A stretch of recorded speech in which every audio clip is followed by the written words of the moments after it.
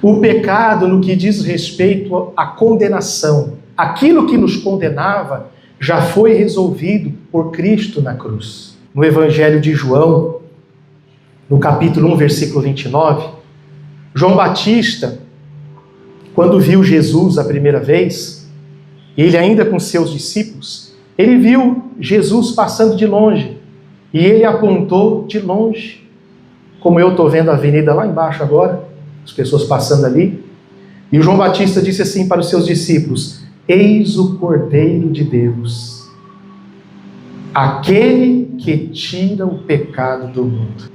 Então, o pecado, ele foi resolvido na cruz. E aqui, em Hebreus capítulo 9, fala mais ainda do que tirar. Fala uma palavra mais forte, que talvez você nunca aprendeu isso. Então vamos ler aqui, em Hebreus capítulo 9, versículo 1, vamos ler até o 12, depois eu vou pular alguns versículos.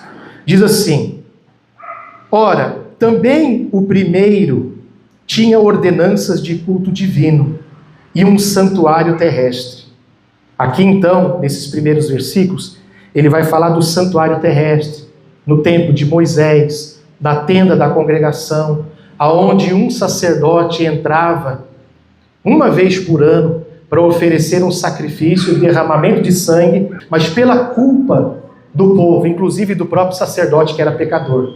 Então isso era um costume da lei. Mas depois do segundo véu estava o tabernáculo que se chama o Santo dos Santos, o que tinha o incensário de ouro, a arca do concerto, coberta de ouro, toda em redor, em que estava um vaso de ouro que continha o maná, e a vara de Arão que tinha florescido, e as tábuas do concerto. Veja que havia ali elementos, né? Você vê em muitas igrejas hoje, não estou usando isso para falar mal de ninguém, mas você vê em muitas igrejas hoje os elementos judaicos, que não tem nada a ver com o Evangelho. Versículo 7, mas no segundo, só o sumo sacerdote, uma vez no ano, não sem sangue, que oferecia por si mesmo. Veja só, por que ele oferecia por si mesmo? Porque apesar de ele ser o sumo sacerdote, ele era ser humano e era pecador. Oferecia por si mesmo e pelas culpas do povo. Versículo 8. Dando nisso a entender, o Espírito Santo, que ainda o caminho do santuário não havia sido descoberto. Esse caminho do santuário, santuário com S maiúsculo, representa o Evangelho.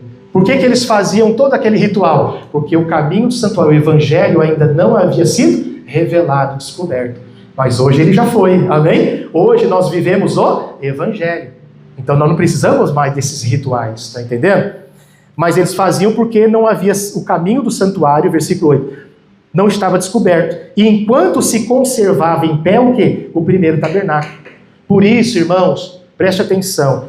Enquanto as pessoas e as igrejas conservam em pé esses elementos da antiga aliança, esses rituais do antigo pacto, esses elementos, quer dizer, então não é descoberto o caminho do santuário. Então essas pessoas, essas igrejas, não estou citando o nome, mas para você entender, elas conservam essas coisas, mas elas não percebem que aquilo, enquanto conservam esses elementos, elas não vivem o novo de Deus. Por isso que Jesus disse que não se põe vinho novo, que é o Evangelho, em odres velhos. O que é o odre velho? Religião. Se põe vinho novo em odres novos. Versículo 9. Que é uma alegoria para o tempo presente, em que se oferecem dons e sacrifícios, ou seja, está falando rituais, que quanto à consciência, lê comigo, não podem aperfeiçoar aquele que faz serviço. Irmãos, qualquer ritual que tem base na antiga aliança, no Velho Testamento, não tem valor algum. Versículo 10. Consistindo somente em quê? Em manjares e bebidas, e várias abluções e justificações do que, irmãos? Da carne. Um ritual. Por que as pessoas fazem ritual? Para se sentir justificado. Deus vai me abençoar, por quê? Porque eu fiz tal ritual, tal campanha. Mas nada é pelo meu mérito, tudo é pela graça. E aí ele fala o quê? Que são justificações do quê? Da carne. Olha o Evangelho aqui, gritando, Vocês que estão vivendo ainda rituais, vocês estão vivendo ainda na lei de Moisés, costumes do Velho Testamento, isso é justificação da carne que não serve para nada. Vocês estão perdendo tempo, é isso que o escritor de Hebreus está falando. Versículo 11. Mas vindo Cristo, o sumo sacerdote dos bens futuros, por um maior e mais perfeito tabernáculo, não feito por mãos, isto é, não desta criação. Foi aquilo que Paulo disse em Atos 17, 24, Deus não habita em templos feitos por mãos de homens. Então, não feitos por mãos, isto é, desta criação. Versículo 12, nem por sangue de bodes, nem de bezerros, mas por seu próprio sangue. O que Jesus fez, irmãos? Entrou uma vez no santuário, havendo efetuado o quê? Eterna redenção. A redenção é eterna, já foi feita. Não tem o que eu possa fazer para ser redimido. Não existe um outro ritual para mim adquirir a redenção. Não existe. Uma única e eterna redenção para sempre. Amém, irmãos? Então, isso é para quem crê. Se você crê, você já vive isso, a vida eterna. Você que crê, você sabe que você já foi perdoado. Você que crê, você sabe que nós vamos chegar aqui no texto, que o pecado já foi resolvido. Mas aí alguém diz, pastor, mas se o pecado foi resolvido, por que eu erro ainda? Por causa da obra da carne. O pecado já foi resolvido na cruz, mas ainda a gente mora aqui. E aqui existe o quê? A carne, o nosso lado humano. A nossa luta hoje não é mais contra o pecado, é contra a nossa carne. Por isso Paulo disse em Gálatas 5:16, lembra? Andar em espírito e não cumprireis a concupiscência da carne. Por quê? Porque a carne luta contra quem? O espírito. E o espírito luta contra? Veja que ele não diz o espírito luta contra o pecado. Por quê? Porque o pecado já foi resolvido na cruz, irmãos. Ninguém vai para o inferno por causa do pecado. As pessoas que vão perder a salvação é porque elas não creram no sacrifício de Jesus na cruz. Versículo 26, aonde eu queria chegar. Quero que você lê comigo. Doutra maneira necessário lhe fora padecer muitas vezes, desde a fundação do mundo. Quer dizer, se Jesus fosse repetir o mesmo ritual, lá eles entravam todo ano. Jesus foi só uma vez, o sacrifício de Jesus foi uma vez. Versículo 26. Doutra maneira necessário lhe fora padecer muitas vezes desde a fundação do ano. Leia comigo em voz alta. Mas agora, na consumação dos séculos, uma vez se manifestou. Para quê, irmãos? Leia em voz alta. Para aniquilar quem? O pecado pelo sacrifício de si mesmo. Diga glória a Deus. Está escrito. Na minha está aniquilar, na sua também está? Então, está escrito. Jesus resolveu o pecado que nos condenava. O pecado não só foi tirado, o pecado foi o quê? Aniquilado. O que é aniquilado? Destruído. Nenhum de nós, irmãos, se não quisermos, nenhum de nós vai perder a salvação por causa de pecado. Só se perde a salvação por recusar o sacrifício que foi feito. Então o pecado foi tirado. Aquilo que nos condenava foi tirado. Por isso que Paulo disse em Romanos 8:1, portanto agora nenhuma condenação há para os que estão em Cristo Jesus. Pastor, mas por que eu não sabia disso? Porque a religião não prega isso. E por que a religião não prega isso? Porque não é interesse da religião. A religião quer manter as pessoas presas em sua mão, com medo. Porque se a religião pregar que você é livre, foi para a liberdade que Cristo te libertou. Se a religião pregar que você já está perdoado. Se a religião pregar que você já está salvo. Se a religião pregar, claro, aquele que crê. Se a religião pregar que Deus já se reconciliou com você, eles não vai ter mais ninguém na mão deles. Porque eles trabalham com medo. A religião trabalha com medo, com culpa. Quantos anos a gente viveu, eu vivi dentro de uma religião, que eu me sentia culpado todos os dias. Mesmo achando que estava fazendo tudo certo. Sempre me culpando. Sempre me punindo. Talvez você já viveu assim. E quantos estão vivendo assim dentro da religião, das religiões? E quando eu falo religião, quero que fique bem claro, a gente está gravando aqui. É religião evangélica. Porque eu só posso falar daquilo que eu vivi e que eu vivo.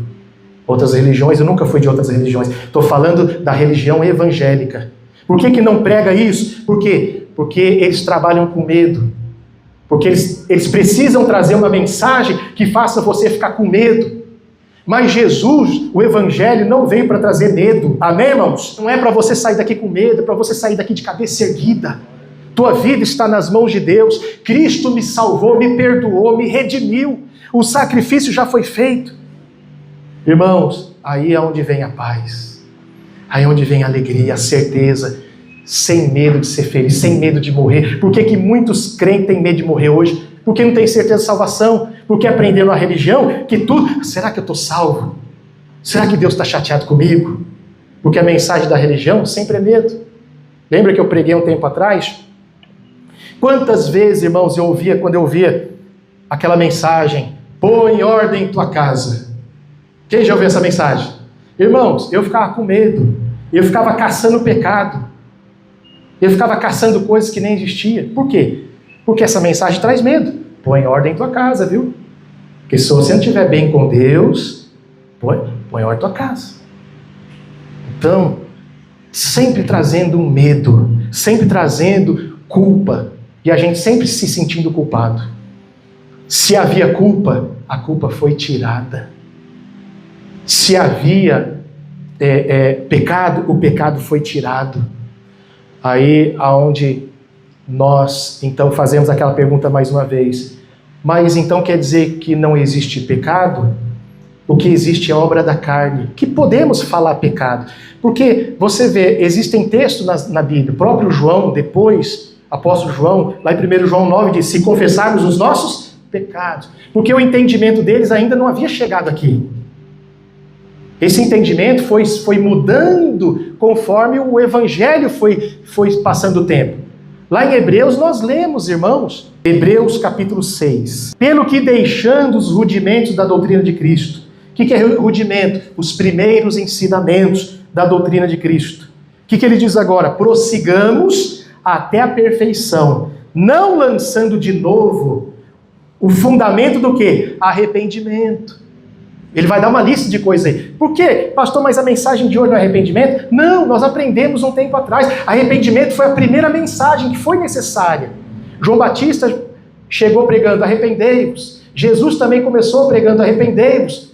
Só que aquilo era necessário para as primeiras pregações. Hoje a mensagem principal qual que é? É o perdão, é a reconciliação. Nós pregamos um tempo atrás. 2 Coríntios 5,18. Deus se reconciliou conosco, o mundo. E isso partiu dele, não de nós. De sorte que ele pôs em nós o ministério e a palavra da reconciliação. Então, por isso que ele fala aqui, no versículo ainda 1, pelo que deixando os primeiros ensinamentos de Cristo, prossigamos até a perfeição, não lançando de novo o fundamento do quê? Do arrependimento de obras mortas e de fé em Deus. Ele está falando assim: olha, vamos crescer. Não é necessário ficar falando toda hora: arrependei-vos, arrependei, olha o pecado. Não, o povo já aprendeu sobre isso, vamos caminhar. É isso que ele está falando. E o que mais? E da doutrina dos batismos, e da imposição de mãos, e da ressurreição dos mortos, e do juízo eterno. Ele está falando, não tem necessidade de ficar falando toda hora disso. Vamos falar do perdão, vamos falar da graça de Deus. Foi crescendo o ministério. Ele está falando, olha o que ele diz agora, no versículo 3. E isso faremos se Deus o permitir. Quer dizer, quando Deus falar de novo, é necessário agora. Eu até creio, nos finais de tudo, vai ser necessário de novo aquela mensagem do arrependei-vos. Mas agora a mensagem qual que é? É do perdão, é da misericórdia, é da graça. É que o pecado, volta lá, 9, vamos terminar, tá? Sei que tá calor aí, mas nós vamos terminar, irmãos. Versículo 26, vamos ler juntos? Doutra maneira necessário lhe fora padecer muitas vezes, desde a fundação do mundo, mas agora, na consumação dos séculos, uma vez se manifestou. Para quê? Para aniquilar o pecado pelo sacrifício de si mesmo. E eu pergunto, Jesus já fez sacrifício, sim ou não? Ele já morreu na cruz, sim ou não? Então o pecado já foi aniquilado. Grava o que eu vou falar, que é o que eu aprendi, o que eu estou vivendo, estou lutando para viver. O pecado já foi resolvido. A minha luta agora é contra a minha carne. E eu sei que eu sou falho por causa dessa carne. O pecado que te condenava já está resolvido na cruz. Jesus já te perdoou, já te salvou. Agora você tem que lutar contra a carne. Por isso que a gente, mesmo pedindo perdão, por isso que a gente mesmo orando, não é assim? Quase todo dia a gente pede perdão por alguma coisa, sim ou não? Só que nós já estamos perdoados. Só que o que eu tenho falado para Deus agora? Deus, me ajuda a vencer a minha carne. Por isso o apóstolo Paulo fala em Gálatas 5:20, que a luta é do espírito contra a carne. Ele não disse do espírito contra o pecado, porque o pecado já foi resolvido. O Cordeiro já tirou o pecado que condenava. Quem crê já está salvo. Amém? Agora, diariamente, nós temos que lutar contra o nosso eu. O nosso verdadeiro eu. Amém?